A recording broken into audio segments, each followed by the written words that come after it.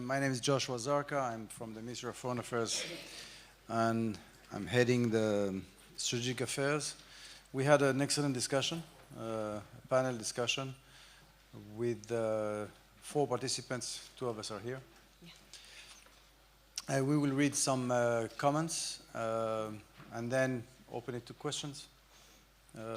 So please feel free to ask anything you would like.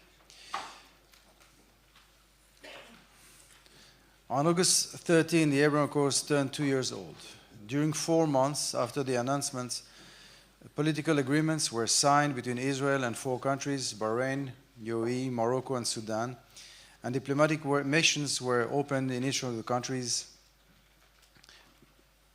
Israeli delegations in 3 countries, and 3 countries opened the delegations here. Bahrain was clearly one of them, UAE, as well as Morocco. The signing of the agreements is a culmination of a process that began 20 years ago, in which, frankly, I had the privilege to participate and take part from almost the very beginning. The Abraham Accords were signed as a common vision, with the purpose of creating a common future, not for the purpose of targeting and countering a common enemy. So the purpose was peace, not countering anything. It is also worth noting that along the Abraham Accords, the Negev Summit was held in last March, which was attended by those countries as well as Egypt.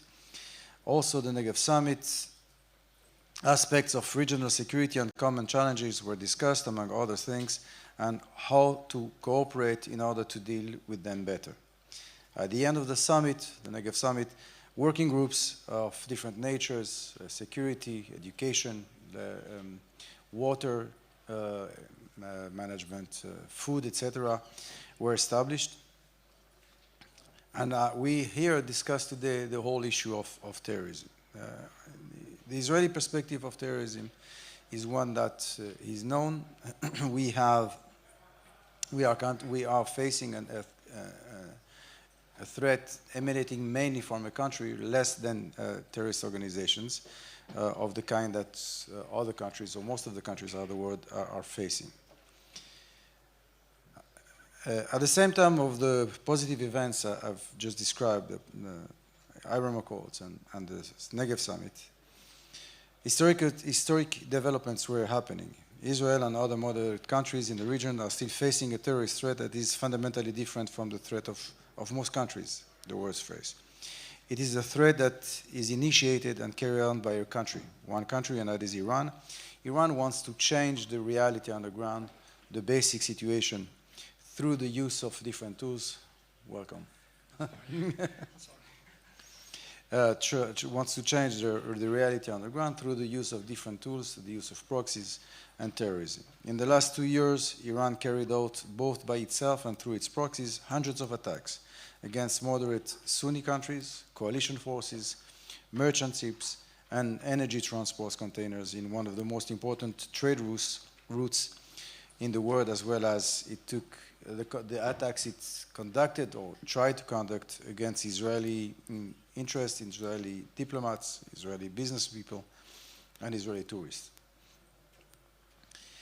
From a conventional military point of view, Iran is a weak country due to a deep economic crisis, old military equipment, and it is also backed by the trauma of the Iran-Iraq war of the 80s and the results that came out of it.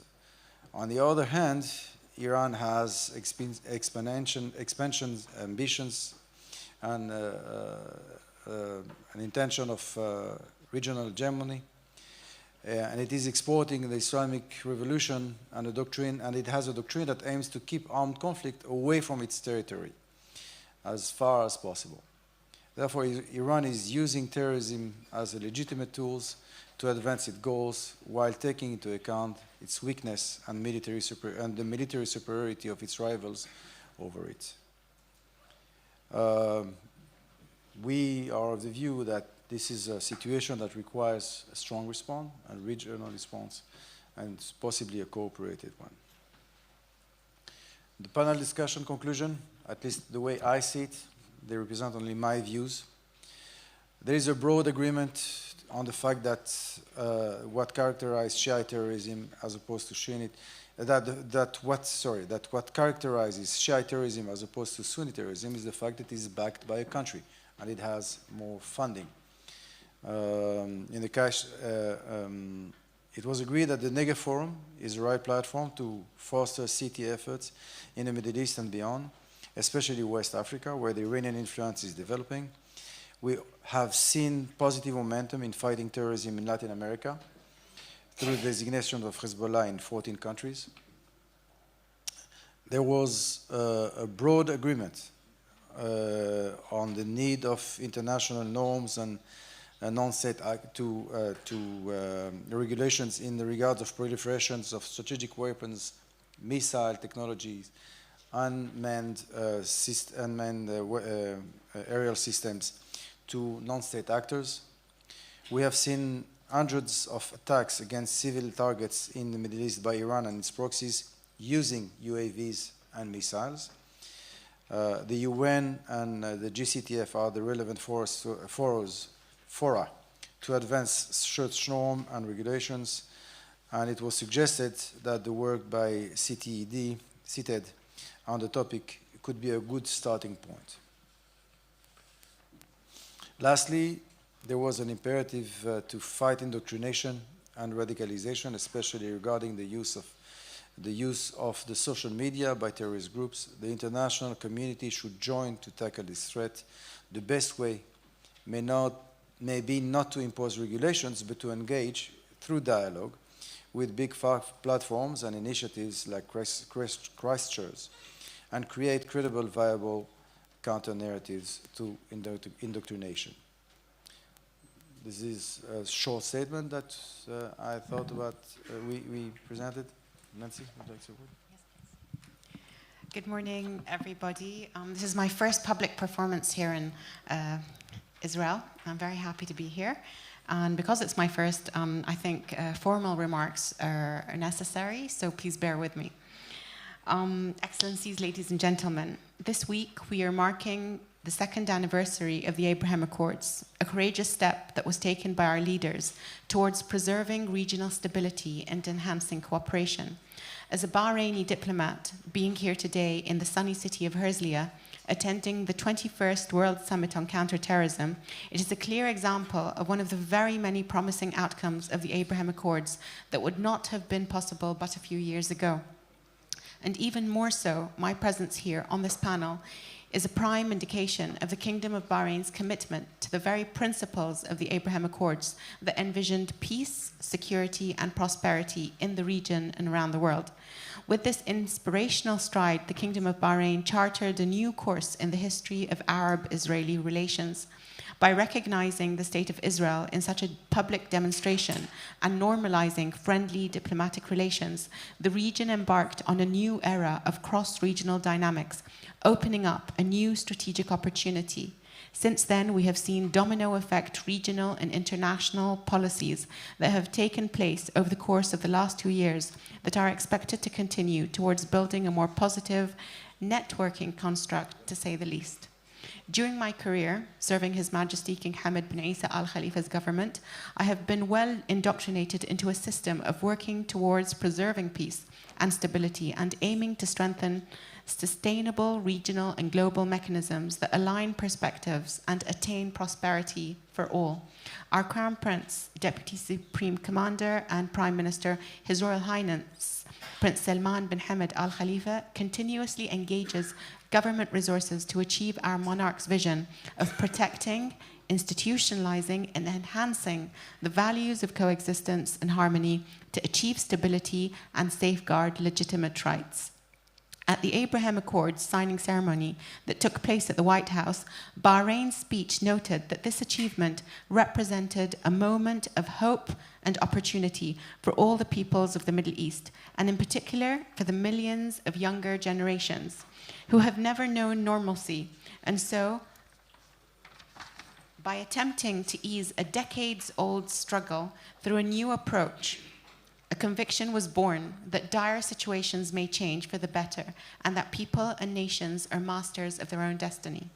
The Kingdom of Bahrain recognizes that a solid foreign policy is one that encourages cross-border cooperation as the most effective means to achieve stability, prosperity, and in extension, paves the way for collaborative efforts to counter common threats.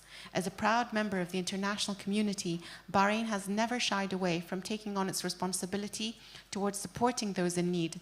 Bahrain willingly participates in regional and global efforts that attempt to achieve a better life for mankind, be it vulnerable communities suffering from extremist entrenchment or strata of societies searching for a solution. And in accordance, the obligation we have assumed to co-chair the Regional Security Working Group together with the United States of America under the umbrella of the Negev Forum is one we grasp with vigor. Ladies and gentlemen, excellencies, our region continues to suffer from conflict and threats, and supporting each other in times of need is detrimental to the world we envision for our future generations.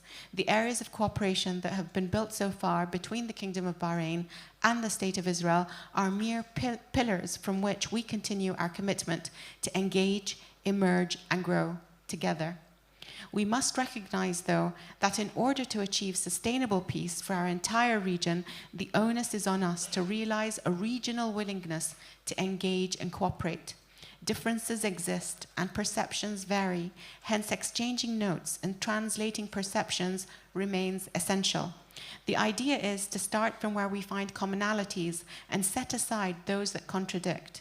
Perhaps will come the day that those discrepancies will diminish. Here lies the opportunity for us as government officials, scholars, and practitioners to be part of the manifestation of this vision by building on understandings of our common threats and working towards promoting combined counter-exercises and collaborative preventative measures. We have the ability to get our voice heard. Thereby, counter-terrorism, counter-extremism, counter-terrorist financing have become platforms from which we may begin to plate understanding and build trust, another step into the light. And from here, it is only natural to mention our shared position on the dilemma brought about by Iran's menacing aspirations within the neighborhood. Those who perceive it from a regional security standpoint might brush it off as a sheer nuisance, but to us, the threat to our national security is real and true.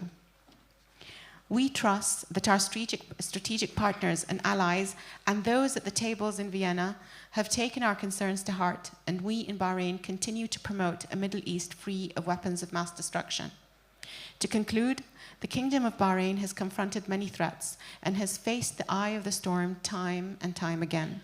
In both national and regional contexts, we understand the plight that all nations and communities face, and so we stay true to our commitment to supporting nations of the world to achieve peace and prosperity. Building strong global, bilateral, and multilateral partnerships and cooperation as such will remain cornerstone to our foreign policy. Thank you.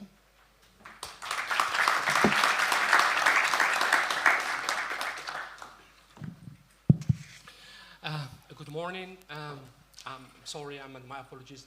To come late.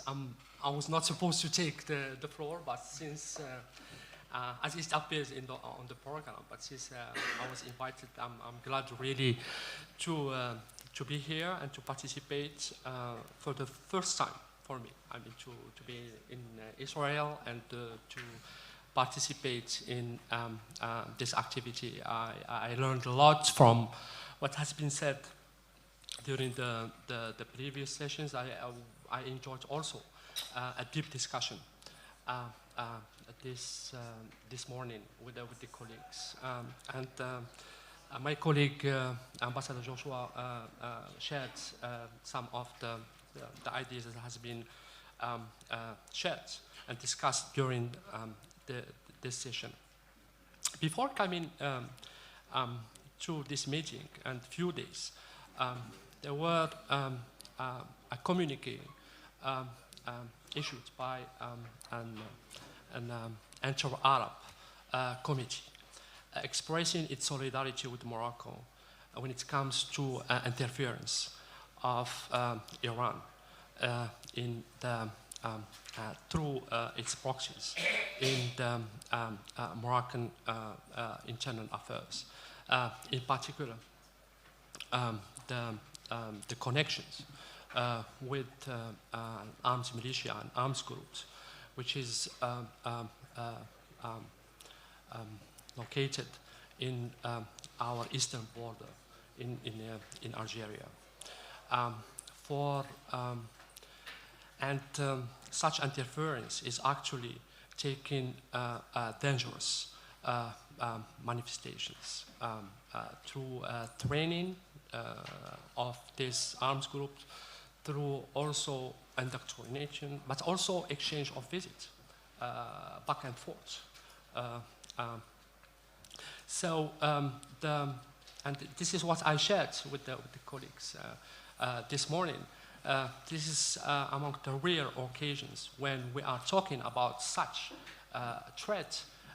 Our interlocutors are not looking to either the ceiling or one of the corners of the room. So we think that the threats we are facing here should be looked at in a comprehensive way. We need to look to the threat in all its forms through the years, so as we can come up with a concrete response in a unified way, but also in while not just looking to our own specific context, but looking also to the whole landscape of the threat. This is the best answer we could come up. And the negative process that emerged from the Abraham Accords, it's well placed really to explore such new approach, so as we can take on board all the specific manifestation of the threat, but also taking into account all the interest, the convergence interest towards this threat. So once again, the opportunity to exchange to our respective experiences with one threat will allow us really to come up with. It will require additional resources and efforts, but it's worth to really to invest, looking to the whole spectrum. We are thankful to the Kingdom of Bahrain for hosting the first meetings of the platform and the security working group. And I think, with this first meeting, we will be able to develop the platform so that it will meet all the objectives.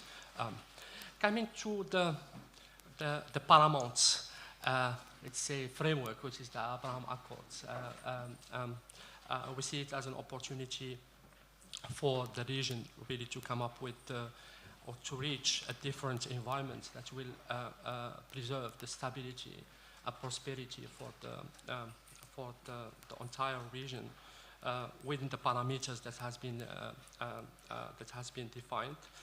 As Morocco, and this is what I wanted to emphasize, it's a slightly different story because we are rather in a logic of resumption of our relations with the ties, the human ties Morocco has with Israel, with this, the rich and diverse community of Moroccan Israeli citizens. And while coming to Israel, I enjoyed the discussions and what I heard from the visitors on the bilateral dimension. And it's an opportunity for me also. This year was really a high momentum to develop our relations with extensive visits and all the projects we managed to develop. So coming to the session once again, thank Joshua for really facilitating our discussions and for sharing some of the ideas that has been discussed. And once again, thank you for your kind attention. I'm sorry. Thank you.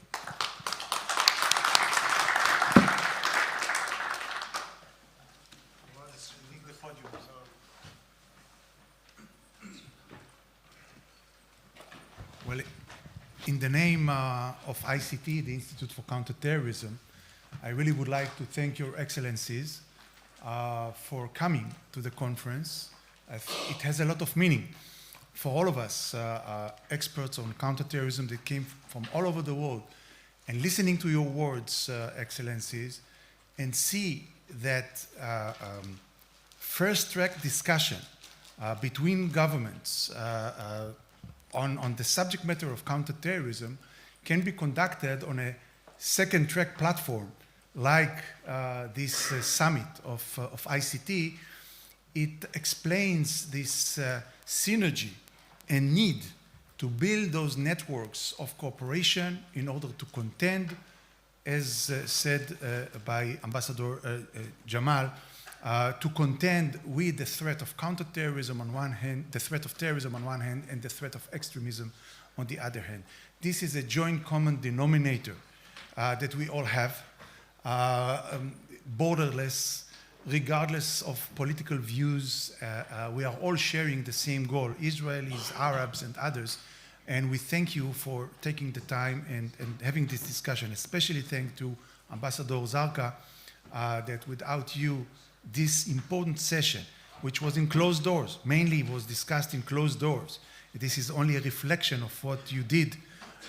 It wouldn't happen without you, so thank you very much for that. But since you ordered questions, so I'll take the opportunity to ask the first question. And you talked about... Be gentle. I will. You talked, I take this as a warning, not as a suggestion. The elephant in the room is clear. You've mentioned, and this is Iran. And I would like to know if and when the nuclear agreement will be signed, and probably will funnel billions of dollars to Iran, and some of it would support proxies of Iran that threaten all the countries that are represented on stage now and other countries around the world.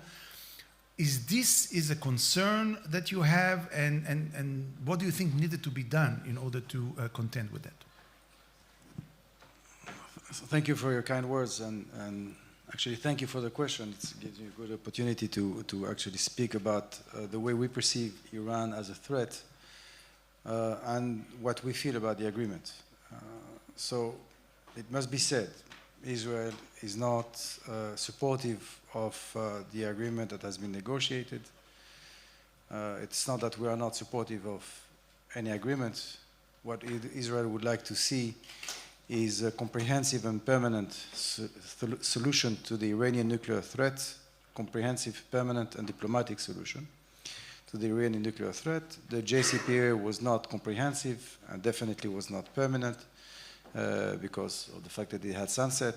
And the agreement that was negotiated in the last year and a half to 2 years was basically a return to the JCPOA as such, and in our opinion was a very bad option. One of the reasons we believe that it is a bad option, it has to do with the fact that almost immediately, in relative terms, Iran would have the opportunity to put its hand on billions of dollars, on dozens of billions of dollars. Now, we are looking at the way Iran behaves currently when they have budgetary constraints and they don't have the money that they would like to have. And still, a Shiite fighter in Syria owns 10 times what a doctor working in Tehran or in other country, in other parts of Iran owns. So there are no doubts in our mind that if Iran would indeed put its hands on such a large amount of money, a good part of it would go to its proxies for the purpose of continuing destabilizing the region, aiming at moderate countries and Abraham Accords countries, and definitely also targeting us. So yes, we are worried about it. We believe that it is a threat, it could be an immediate threat to the state of Israel. And we have voiced these opinions to our friends and partners that are negotiating and others that have an interest in it. Thank you for having us, Professor. Bahrain is a very small country that doesn't necessarily have any over-ambitious international ambitions, let's say. But it does have the right and the obligation to protect its borders, its people, and its sovereignty. Any international initiative, agreement, whatever it may be, that affects or has impact on our national security is worrisome. Today, within the closed session, we discussed the different means of moving together, cooperating and coordinating our efforts, that should the JCPOA be signed or not, there are international mechanisms that we can use in order to protect ourselves from what may be coming. Thank you.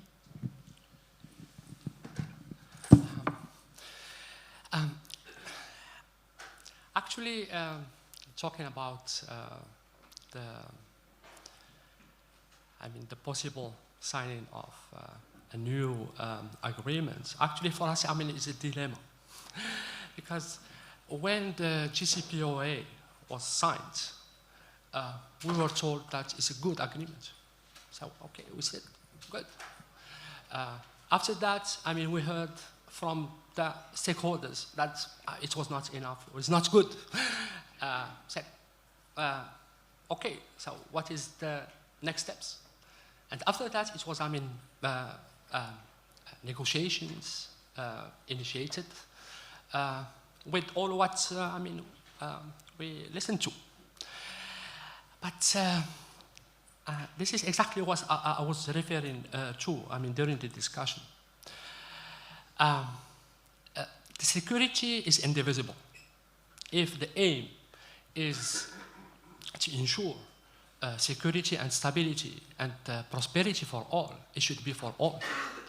And that's why I said, the new approach needed is to take into consideration the interests of all, including the GCC region, the Gulf countries' interests and security, which is part of our security, which is part of Moroccan security, but also to take into consideration what we are also talking about the manifestation of the same threat in our borders, involving the same actors plus one, which is our neighbor in the east.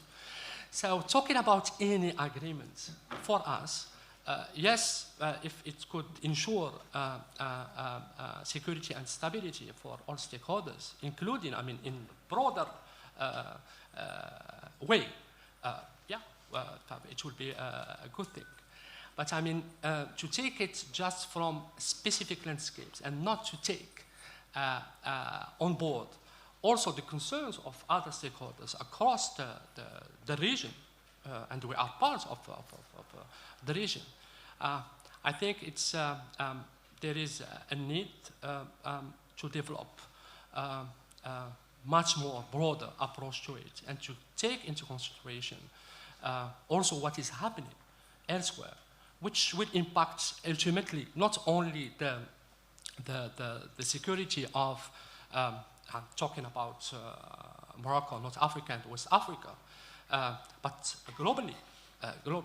So this is, the thinking we are developing, thinking about our partners and allies, but also, ultimately thinking about our legitimate concerns with what we are facing as immediate threat on our borders.